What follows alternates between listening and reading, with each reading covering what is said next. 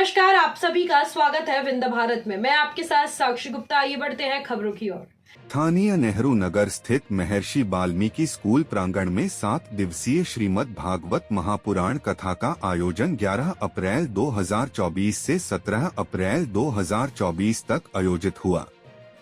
कथा व्यास स्वामी विवेकानंद सरस्वती महाराज भागवत भूषण प्रवक्ता भारतीय साधु समाज धाम आनंद हरिद्वार द्वारा कथा वाचन किया गया।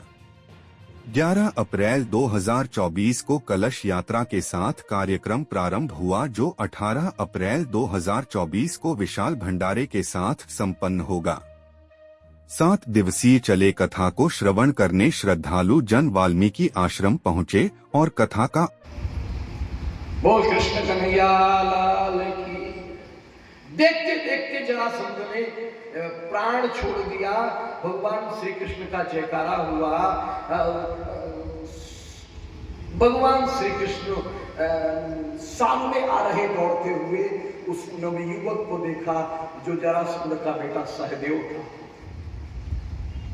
भगवान ने तुरंत पूजन का थाल उठाया जो जरासंध ने पहले से ही रखा था। सहदेव के माथे पर तिलक लगाया और कहा, हम राज्य जीतने नहीं, हम तो तुम्हारे पिता का वध करने आए थे। राज्य हम तुम्हें सौंपते हैं। सहदेव को राज्य सौंप दिया, राजा बना दिया और जिन राजाओं ने दूत भेजा था, जो बंदी बने थे, उन्हें छुड़ा दिया और छुड़ा करके लाए और सबको सामूहिक आमंत्रण दिया, आओ राजसूय यज्ञ में इंद्रप्रस्थ में हम महाराज युधिष्ठिर की तरफ से आपको। क्या कुछ कार्यक्रम चल रहा है, कब तक चलेगा और क्या क्या मुख्य रूप से कार्यक्रम? ये स्वामी जी की भागवत है, स्वामी विवेकानंद सरस्वती जी की भागवत।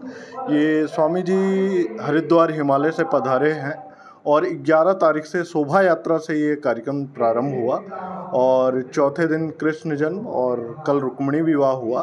आज पूर्णाहुति होगी और इसके साथ ही कल भंडारा होना है, और जिसके लिए मैं सभी नगरवासियों से निवेदन करूंगा, सभी को आमंत्रित करता हूं आपके माध्यम से कि सभी आएं और महाप्रसाद ग्रहण करें। इस पूरे कार्यक्रम में आपके पिताजी का मुख्य क्या युवाओं को लेकर कुछ जागरूकता को लेकर कुछ बात का, ये जीवन कैसे जिया जाए, महाराज जी ने अपनी कथा में बताया।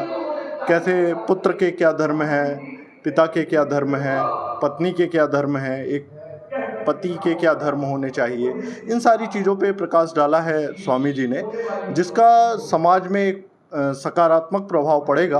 और मैं तो ये मानता हूँ कि इस कथा का एक बच्चे से लेकर और एक बुजुर्ग तक सभी को इसका रसपान करना चाहिए। हमारे स्वामी जी ने भी कहा है, पिबत भागवतम, मीन्स भागवत को पीना है, ग्रहण कर लेना है, सुनना नहीं है। तो इससे लाभ मिलेगा समाज को और समाज के हर वर्ग को, ना केवल युवाओं को, ना केवल बुजुर्गों को, शिक्षकों को भी, छात्रों को भी। और ये विद्यालय में ये आयोजन कराना एक संकल्प था मेरे पिताजी का, और जो आज संपूर्ण होने जा रहा है।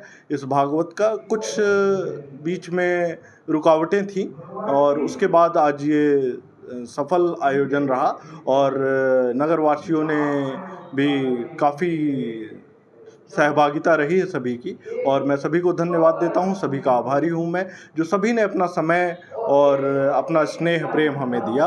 और इस अंत में फिर से मैं एक पुनः कहूँगा कि सभी आमंत्रित हैं कल के महाप्रसाद के लिए। सभी आएँ और महाप्रसाद ग्रहण करें और अपने जीवन को धन्य करें। पहले भी यहाँ पर कई बार कार्यक्रम हो चुका है। जी हाँ, इसके पहले रामकथा मंदाकिनी जो डॉक्टर श्याम देवाचार्य जी महाराज, जो नरसिंह पीठाधीश्वर थे, उनके द्वारा कही गई थी 98 में। उसके बाद अनवरत जब भी महाराज जी हमारे मेले से लौटते थे प्रयाग से, तो उसके बाद 3 दिवसीय, 5 दिवसीय, जैसा उनका समय होता था वैसा समय महाराज जी ने हमें दिया था, अनवरत देते रहे।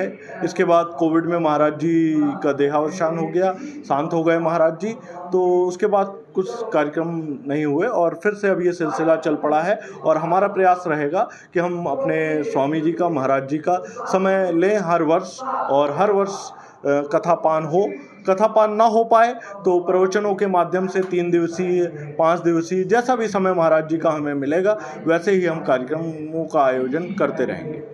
जी।